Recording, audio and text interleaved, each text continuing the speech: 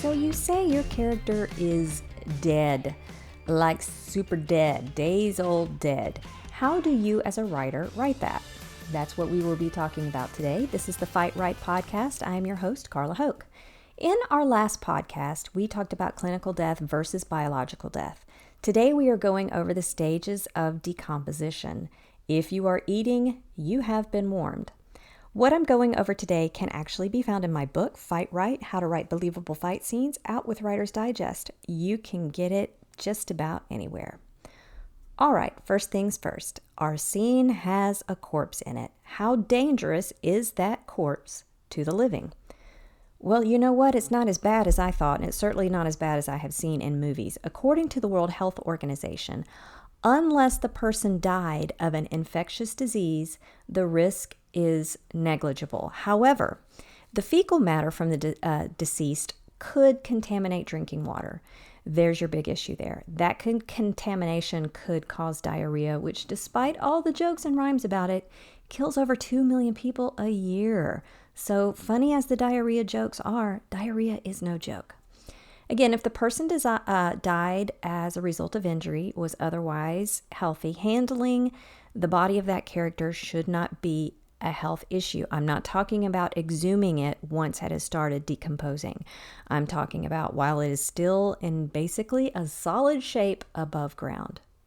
Now, if they did die, if that character died of an infectious disease such as Ebola, Lassa fever, also known as hemorrhagic fever, and cholera, yes, then the person handling that body could still get sick, which begs the question, and I've never seen this in zombie movies, if a person dies of an infectious disease and becomes a zombie, they could technically still make you sick, even if they never put a finger on you.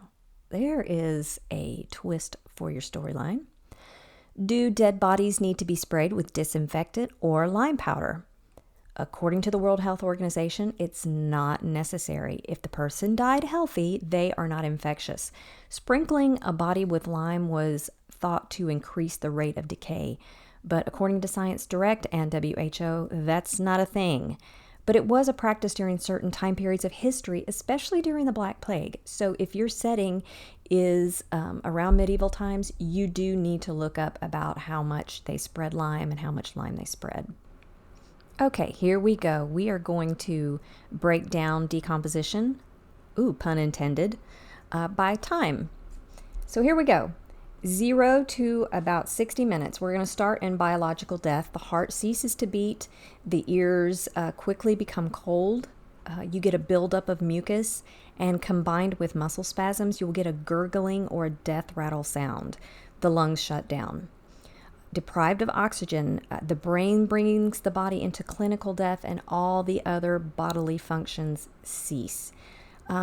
Remember that brain function does continue for just a little while, not too long after the heart stops beating.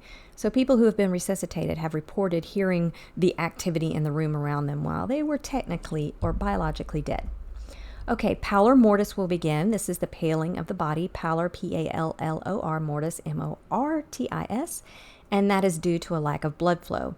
The cornea of the eye clouds and becomes progressively more opaque in the coming days. The body will grow colder. And it will depend on the temperature of the room. Obviously, if it's a warm room, the body won't grow as cold as quickly as it would in a cold room.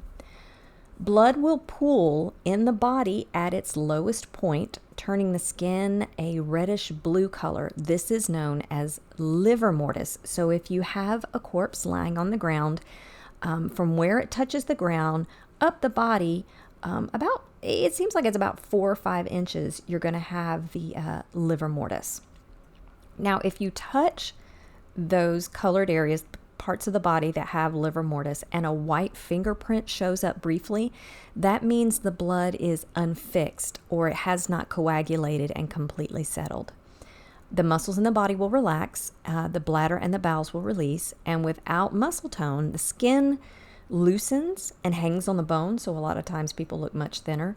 And you know what? All your wrinkles smooth out. So hey, there is a big bonus. The eyeballs will also flatten out. after about an hour, getting really close to 60 minutes, maybe a little under, rigor mortis begins in the face. So do not think that a person dies and 15 minutes later, rigor mortis is setting in. It takes, let's say on the safe side, 45 minutes. It begins in the face, and if I'm not mistaken, it's the eyelids that it begins in. The stiffening of the muscles will reach the larger muscle groups in about 6 hours. But those muscle groups may continue to spasm. The pooled blood from the livor mortis that was originally that reddish blue color is going to turn black. The body will grow colder, generally 1 to 2 degrees every hour. Again, that's going to depend on the extremity of temperature in the room. But, and remember this, if the body is still warm, death probably occurred within the last 3 hours, barring the fact that they're in an especially warm room. Okay?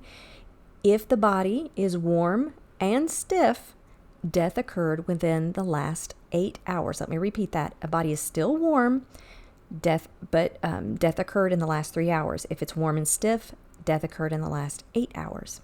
Okay, starting 8 hours up to 3 days. The rigor mortis spreads to all the muscle groups. If a body is cold and stiff, then death occurred within the last 8 to 36 hours. So if it's warm and stiff, under 8 hours. Cold and stiff, it's probably definitely over 8 hours, all the way up to 36 hours. Internal microbes in the intestine begin intestinal decay, and this causes a smell. Skin on the right lower abdomen turns green, and the color spreads all over the trunk and chest and upper thighs of the body. And I did not look up exactly what causes it to turn green. I'm going to say that's where the liver is. Where the liver is probably is where the body starts turning green. Okay, 3 to 6 days. Rigor mortis will subside. The body will not stay stiff. The rigor mortis will subside and the body will relax. If a body is cold and not stiff, it has been dead at least 36 hours. Blisters form on the skin. If the skin is touched, it will come off in large sheets. Bloating occurs from the gases given off by the bacteria in the intestines, and this will cause the eyes and the tongue to protrude. Obviously, the foul smell is going to increase, and bloody bubbles may form at the nostrils. Again, this is from gases releasing within the body. 7 to 10 days. The body releases the gas and it deflates, which will make the stench intensify greatly. The body may look wet and turn green, and by this point, it's really hard to identify them. So if you have a character in your work that has been dead more than 7 days, it is completely plausible that they cannot be identified. Blood and froth might trickle from the nose and the mouth, and by day 7, most of the body is discolored. All right, 2 weeks to 3 weeks. Hair, nails, and teeth loosen. You may hear that the fingernails keep growing and the hair keeps growing after death, and that is not the case. In the case of the fingernails, the skin pulls back away from the nails as moisture in the skin goes away, and so the nails look longer when it's actually just more the nail bed is exposed. Swollen internal organs will rupture and then they'll liquefy. Maggots will probably be found on the body, and maggots can digest more than half a human body in about a week. Now, I know this is all gross, but I'm telling you, the more I research this, the more incredibly impressed I am with the human body. If you listened to my last podcast, if you didn't listen to it, let me just go ahead and brag again. I almost have a biology degree. Me, the woman who doesn't quit studying biology. I lack one class being able to teach biology, but I have always been completely just impressed with what an amazing machine the human body is. And what I learned from all this research is, man, we dispose of ourselves quite efficiently. So as gross as all this is, if you're listening to it, you can hear that there's just a very constant breakdown. I'm telling you, God's pretty smart like that. Okay, The body has been dead over a month. Get it together. Fat in the body will break down into a waxy substance known as grave wax. Grave wax is grayish white, and it can be soft and smeary all the way to firm and crumbly. It can be inodorous, or it can be downright putrid. The actual term for grave wax is adipocere, because it's from the breakdown of adipose tissue, which is the tissue that's designed to hold fat. So grave wax is basically fat. Women are going to probably produce more grave wax than men, because women have a higher concentration than fat. Obviously, the more obese the person, the more grave wax. And best I can tell, no, they didn't make candles or soap. Well, they may have made soap, but best from what I found, they didn't make candles out of grave wax. That is crazy gross. Okay, the smell, after over a month, the smell will lessen, and within 8 to 12 years, the body becomes a skeleton. So if in your work you have a cadaver that has been in the ground 4 years, it is not a skeleton. 5 years, it's not a skeleton. You're going to have to push on toward 8 to 12 years. It was once believed that a cadaver left in open air decomposed quicker than if it were buried underground or in water. But a Texas State University study found that that is absolutely not the case. According to that study, while placement in water did affect the rate of decomposition, placement in fresh water made the cadavers decompose much faster than those on the surface of the ground or placed in salt water, at least in the summer environment of central Texas. Now, the strange thing about this, well, yet another strange thing about this, it was found that swamps, such as found in Louisiana, actually can preserve a body, because it cuts down on the microbial activity within the body, because it doesn't have as much oxygen to feed on. So if you put a body in fresh water, they will decompose faster than if they're left on the surface or on the ground, and faster than if they're placed in salt water. However, the opposite is true if they are placed in the swamp.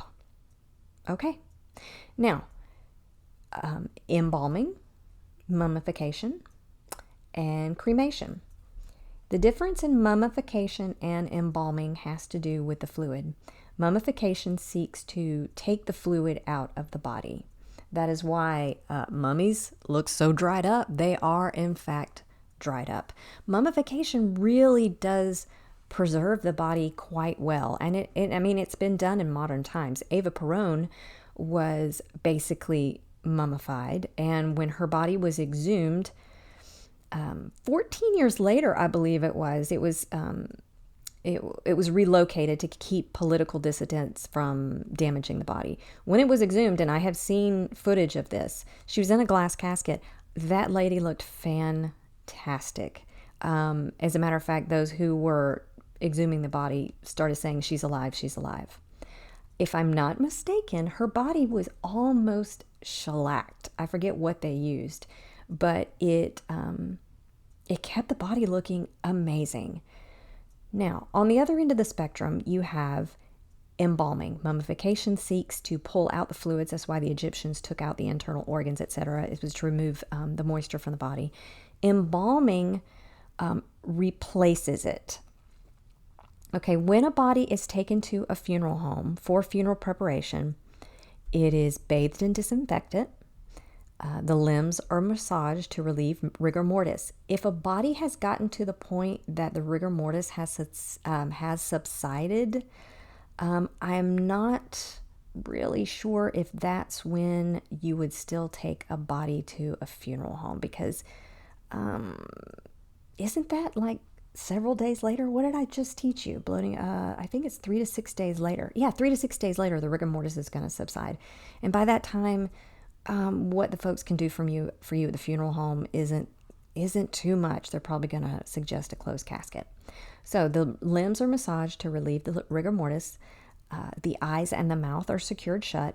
and all the blood in the body is replaced with an embalming solution that is dyed to create a lifelike skin tone. Embalming slows decomposition. It does not stop it.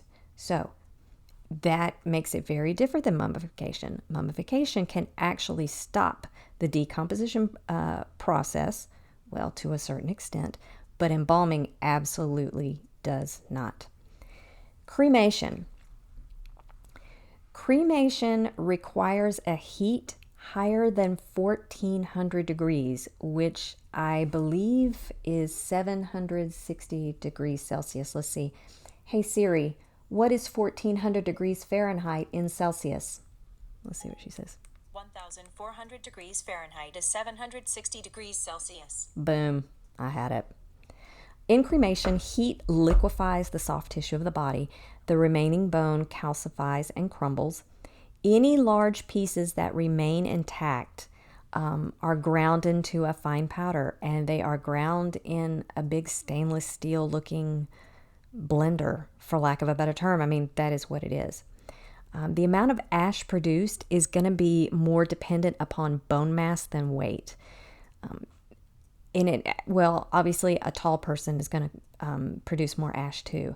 The average woman will produce about 5 pounds of ash, and I believe the average man about 7. Now, if your work contains a traditional funeral pyre, your characters better get ready to chop a lot of wood. How much wood? Well, you should buy my book. Look in round 5 and it'll tell you. But I'll promise you this. What we see on TV, especially in Viking movies, how they make that small little funeral bier and they set it aflame and they let it float out in the water, that ain't enough wood to get the job done at all. Also, a very strange thing happens if the fire that is burning the body is not hot enough to liquefy the tissue, but is only hot enough to pull the moisture out of the muscles. The body does a really creepy, cool thing. That would be a great addition to anybody's story. Well, and we did it. I did it in under 18 minutes. So what did we learn here today? Well, we learned all the stages of decomposition based on time. Something else that we learned is the body doesn't stay stiff after death. I think that's a pretty big misconception that I have seen in movies. Also, you want to keep that dead character around longer than have their body put in a swamp somewhere, because all the vegetation in the swamp will actually preserve it. Now, barring any swamp critters getting a hold of it, obviously that changes the whole situation. I think we've done a lot of good here today. Be sure to check out my blog, FightWrite.net. Be sure to check out my book, FightWrite, How to Write Believable Fight Scenes. You can check out the table of contents on Amazon. You can follow me on the Twitter. I'm not great at it. I'm so sorry. I need to set myself a reminder to tweet more often. At Carla Hoch, CarlaHoch. You can find me on Instagram, hashtag FightWrite, FightWrite Book, or FightWrite Podcast. And that's it today for this episode of the FightWrite Podcast. Until the next round, get blood on your pages.